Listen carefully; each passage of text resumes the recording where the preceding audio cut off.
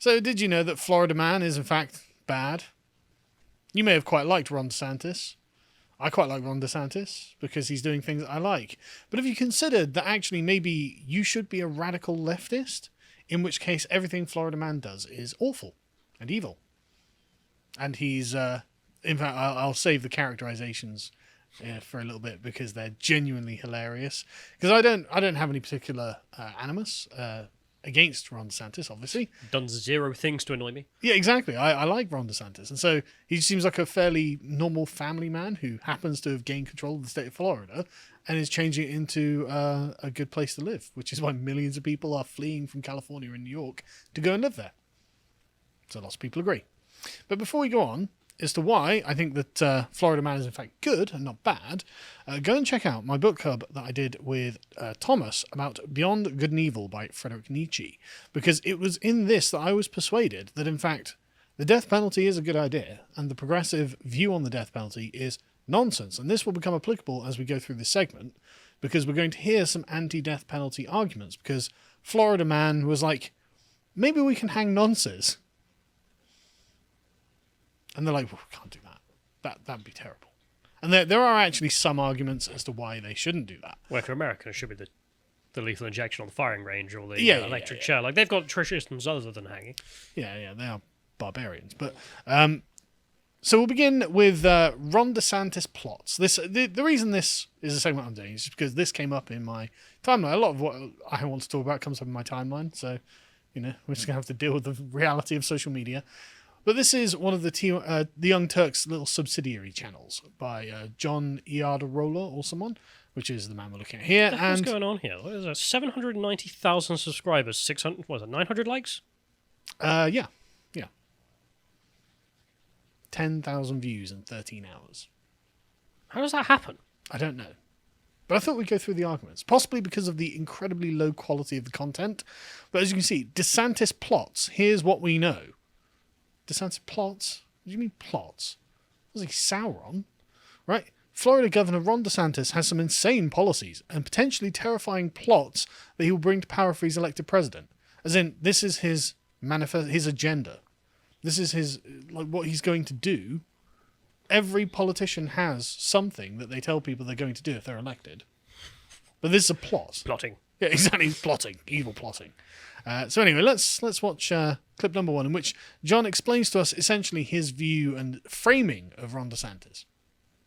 Ron DeSantis, very popular on the right. Some polls, in fact, show that in the primary against Donald Trump, even though he's not a declared candidate, he's winning some of these polls. And so we cannot rule out the possibility that he could be their candidate, that he could end up being president. So it's important that we know ahead of time who he is and what he's doing.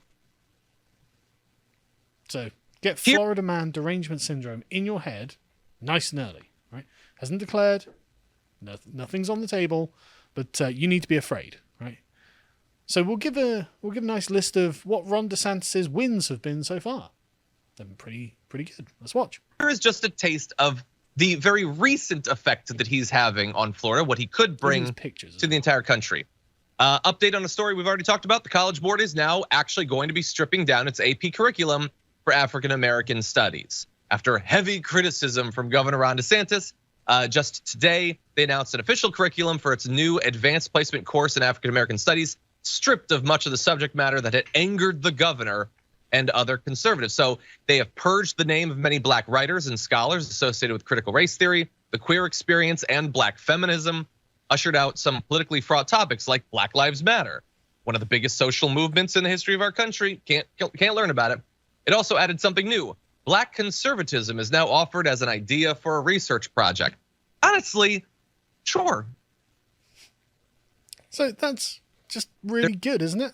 Like, the conservative governor of Florida has taken control and said, no, we're not going to have critical race theory, queer theory, or any of this other nonsense being taught to children in schools.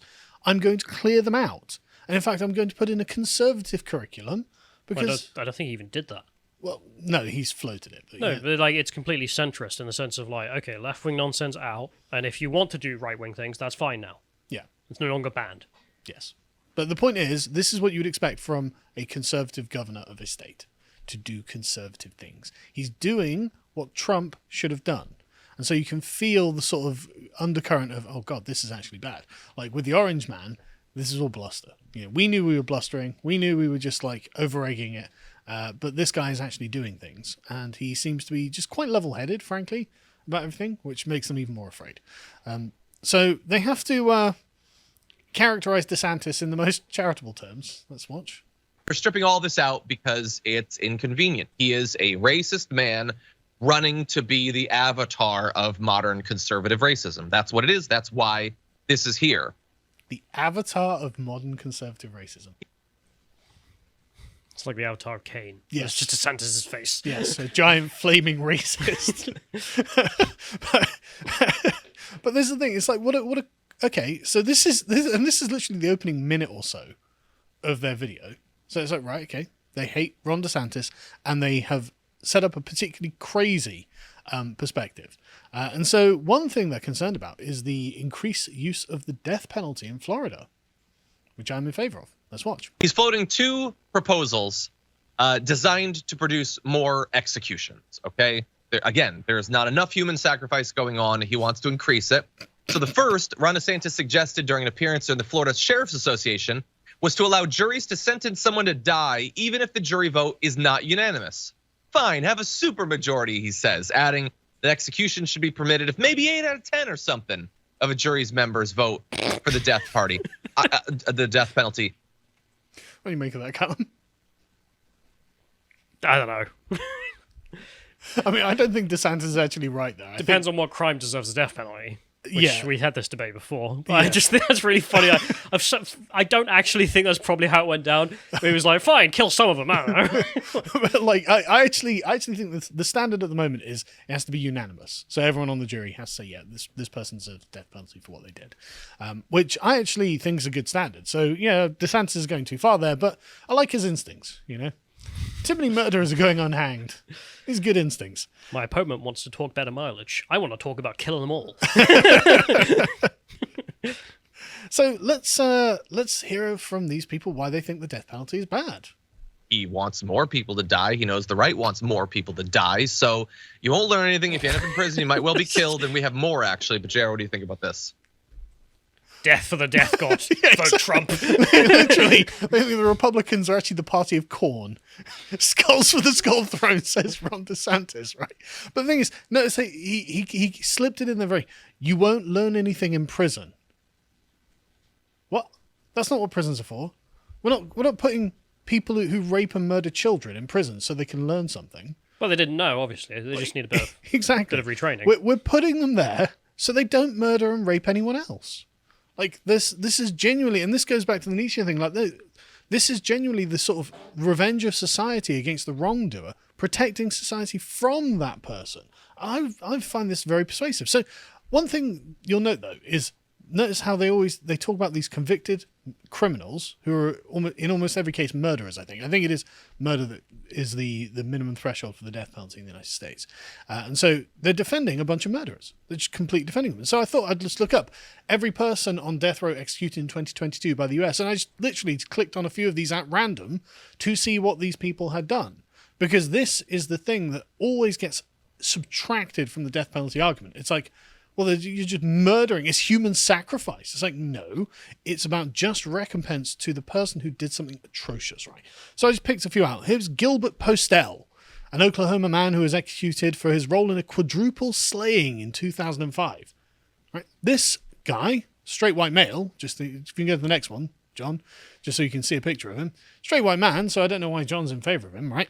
But He, his brother, and his father carried out these killings in a blitz attack motivated by the belief that Swindle was responsible for a motorcycle accident that had left him seriously injured. But the prosecutors said there was no evidence that this person had been involved in the crash, right? And so what happened here was absolutely atrocious, right? This guy fires something like 30 rounds from an AK-47, just murdering all these people around him, right? This is what the assistant attorney general told the board, right? In her final moments, Amy Wright was screaming and clawing the ground to escape from Gilbert Postel. He heard her screams. He saw a desperate attempt to escape from him. Rather than showing her any mercy, he shot her in the back 3 times. And John's like, well, I mean, this is just human sacrifice to kill this man. No, he deserves what he's getting because he's evil. He did an evil thing on purpose. He deliberately murdered a bunch of people. At what point are we going to agree that he could be let back out in society and not do this again with a high proportion of that happening? I mean, at minimum, it's like people usually say 40 years or something. So why not just kill him then? Yeah. Well, no, I think death by prison is still death. That's missing the sort of like the core of the argument. No. What is justice for someone who just decides to murder mercilessly? Execute a bunch of people. There's no coming back from that. These people never think in terms of justice ever. Yeah. They only think of rehabilitation. That's why they're like, how do we let the child molester back on the streets? It's like, again, like you said, like he's not in there because he didn't know. Yeah, and he's not in there. He's not even in there to rehabilitate him either. It's like, look, there are some things that you have crossed a threshold, and I think murdering a woman who's desperately crawling away from you wantonly is one of those. You like cosmic justice demands that you suffer the ultimate price. Let's go to the next one, right? Frank Atwood. He killed an 8-year-old girl back in 1984. Maybe she had it coming, says the Young Turks. Yeah, exactly. Yeah, but have you thought about Frank Atwood in this event? You know, and so this young girl called Vicky went missing after leaving her home in Tucson, Arizona, to drop off a birthday card into a nearby mailbox. Her body was then found in the desert, and he was found guilty because whatever evidence they found, and the girl's mother was like, finally, justice. I mean, who knows? The problem is, right, we don't actually know what he had done to her because her remains were found decomposed in the desert, right? And so who knows what he did to this 8-year-old girl before she died? Probably quite terrible. I mean, murder's enough. Yeah, the murder is enough, but it's probably worse, right? So yeah, he deserves to have the worst punishment. Sorry. God.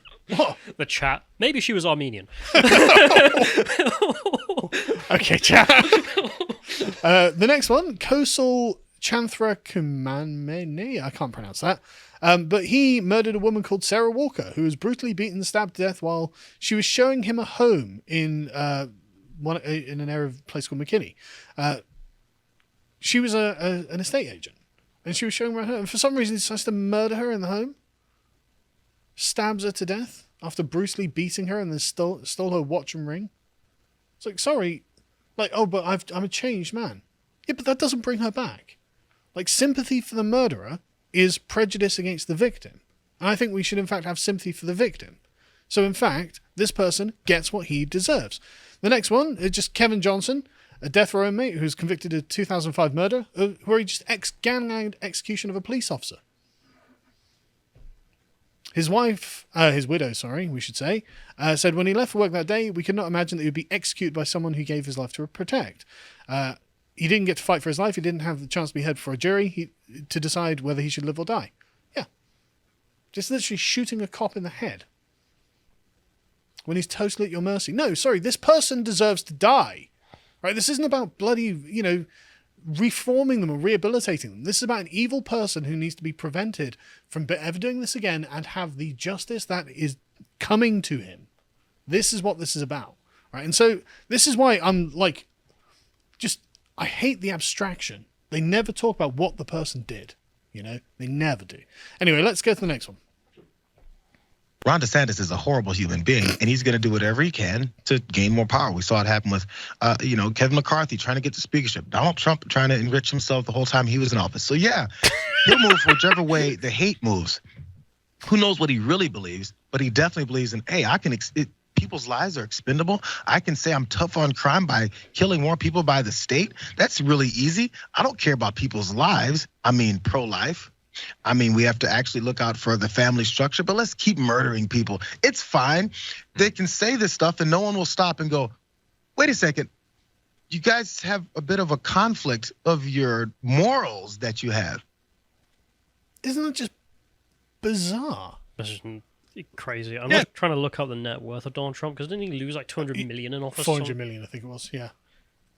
But the point is... is... bad at enriching himself. Yeah, but the point is, like, these people are just totally against sympathy for the victims of these murderers. They're like, well, you can't murder the murderers. Why not? They're people. are the victims not people? Well, not anymore. I guess not. It's just mental. But I love the description of DeSantis as basically Sauron, who just wants power. Power to murder. He's going to send orcs to the Shire. Sorry, you're crazy, right? But anyway, let's watch this next one. They don't care. I mean, I have to imagine that he is going to face so much pushback from Marjorie Greene, who's worried about the state of our prisons and how people don't have civil rights and civil liberties and all that. No, they don't care. These people aren't really people. Just kill them. What about the civil liberties in prison, Callum? That's the complaint. Marjorie Taylor Greene, who probably agrees with Ron DeSantis on all of this, isn't going to push back on Ron DeSantis about civil liberties in prison. It's like, she's not a progressive. He's not a progressive. You guys are mental. Absolutely mental. Won't someone think of the child murderers? No. And then... That's actually what you're being presented with, though. Yeah. Won't someone think of the civil liberties of the child murderers? No, I won't, actually. And the final clip that we'll go for is... Again, I can't help but feel it's a ringing endorsement of Ron DeSantis. Let's watch. Also, by the way, he wants to expand the death penalty to incorporate pedophiles as well. They want pedophiles to be murdered by the state as well. And the small government, they'll be murdering more people. Small government, they'll be murdering more people, including pedophiles. Sold. It's not a very big government thing. Do they actually know what that means? No, but killing the pedos in the state costs what, like a few $1 million maybe? I don't know how much it costs, and I don't care. No, but it's just the madness of oh my god, that's big government. Like, no, it's not. Literally saves money. Yeah. But also, I just love the small government that will murder pedophiles. Okay. I mean, that's a good... You don't want to vote for that, do you? DeSantis should make that his campaign slogan. Or just with the host face. Yeah. Small government that will murder pedophiles. I beg his votes. I vote for it. Actually, that's a great poster. That dude's face, the quote, yeah, and then just a little vote Ron DeSantis. Yeah, paid for by the Ron DeSantis. Yeah, but isn't it interesting? They're like, well, you can't just kill the pedophiles. That would be terrible. It's like, yeah, but they rape children.